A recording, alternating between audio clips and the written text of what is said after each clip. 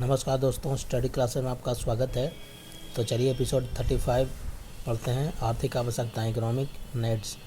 राज्य की उत्पत्ति तथा विकास में आर्थिक तत्व ने भी योगदान किया। गेटेल के शब्दों में मनुष्यों की आर्थिक चेष्टाएं, जिनके द्वारा मनुष्यों ने भोजन और आवास की समस्याओं का समाधान किया और बाद में संपत्ति तथा धन का संचय किया, राज्य के निर्माण में सहायक तत्व रहे हैं। The economic activities by which men secured food and shelter and later accumulated property and wealth were important factors in state building। Adam Smith ने भी कहा है, जहाँ संपत्ति नहीं वहाँ सरकार की आवश्यकता नहीं होती है। प्लेटो ने भी इस तथ्य को स्वीकार किया है कि राज्य की उत्पत्ति आर्थिक आवश्यकताओं की पूर्ति के लिए हुई। आधुनिक युग में मार्क्स ने आर्थिक तत्व के महत्व पर काफ़ी जोर दिया। उसने इतिहास की आर्थिक व्याख्या का सिद्धांत प्रतिपादित कर इस सत्य को उजागर कर दिया कि उत्पादन की पद्धति, mode of production Aadhaar foundation है और राज्य कानून, धर्म, नैतिकता आदि अधिरचनाएं सुपरस्ट्रक्चर्स हैं। उत्पादन की पद्धति में परिवर्तन, मोड ऑफ प्रोडक्शन होने से अधिरचनाओं में परिवर्तन होता है। मार्क्स के अनुसार उत्पादन की प्रक्रिया में 3 तत्व आवश्यक होते हैं। वे हैं, पहला श्रम, लेबर, दूसरा वह वस्तु जिस पर श्रम किया जाता है, ऑब्जेक्ट ऑफ लेबर, और श्रम के उपकरण, इंस्ट्रूमेंट ऑफ लेबर। जमीन यदि श्रम की वस्तु का उदाहरण है तो खुरपी, कुदाल, हल आदि श्रम के उपकरण के उदाहरण हैं। दूसरा और तीसरा मिलकर, अर्थात श्रम की वस्तु और श्रम के उपकरण मिलकर उत्पादन के साधन, मीन्स ऑफ प्रोडक्शन कहलाते हैं। उत्पादन के साधन और श्रम के मिश्रित रूप को उत्पादन की शक्तियाँ, फोर्स ऑफ प्रोडक्शन कहा जाता है। Means of production and labour power in interaction constitute the forces of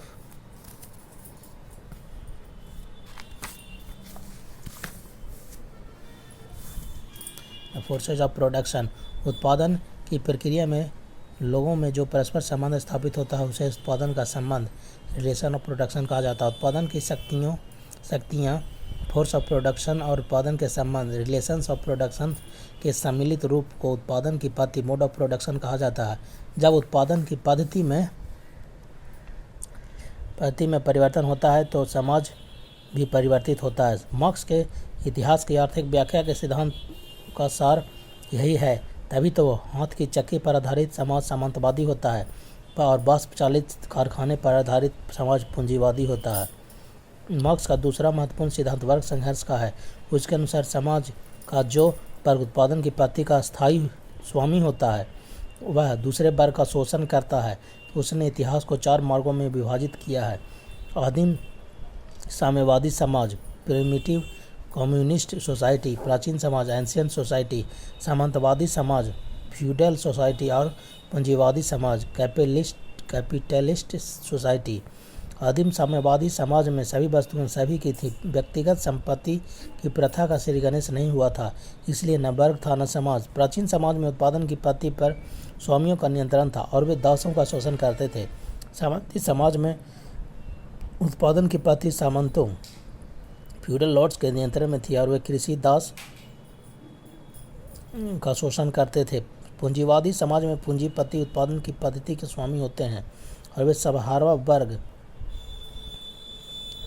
का शोषण करते हैं। इस प्रकार अब तक विद्यमान सभी समाज का इतिहास वर्ग संघर्ष का इतिहास है। राज्य की उत्पत्ति संपत्तिशालियों के हितों की रक्षा करने के लिए हुई है। राज्य धनवानों के हाथों का औजार है जिसके द्वारा वे निर्धनों का शोषण करते हैं। इसलिए मार्क्स ने एक ऐसे साम्यवादी समाज की कल्पना की जहाँ न व्यक्तिगत संपत्ति होगी, न वर्ग होगा और न राज्य।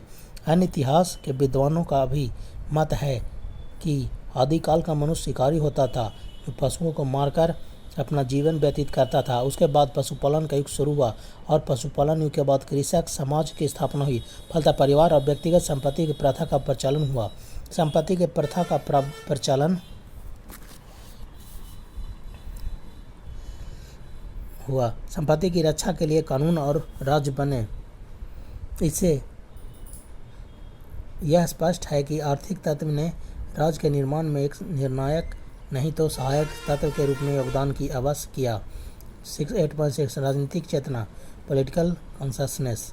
राज्य की उत्पत्ति में 5वां और अंतिम चरण राजनीतिक चेतना है। जब लोग किसी निश्चित प्रदेश पर के पास जाते हैं तब उनकी यह स्वाभाविक इच्छा होती है कि दूसरे लोग उनकी चीज़ों को हड़प न ले। फलस्वरूप नियमों को आवश्यकता पड़ती है। ये राजनीतिक चेतना का मूल था। व्यक्तिगत संपत्ति और सुरक्षा की आवश्यकता ने कबीले के अंदर सैनिक नेतृत्व को जन्म दिया। यही वह पहली विशिष्ट राजनीतिक सत्ता थी जिसकी अधीनता को सबने स्वीकार किया। यहीं से राजरूपी राजनीतिक संगठन का प्रारंभ हुआ। गिलक्राइस्ट ने राजनीतिक चेतना को राज्य की उत्पत्ति का प्रमुख तत्व माना है।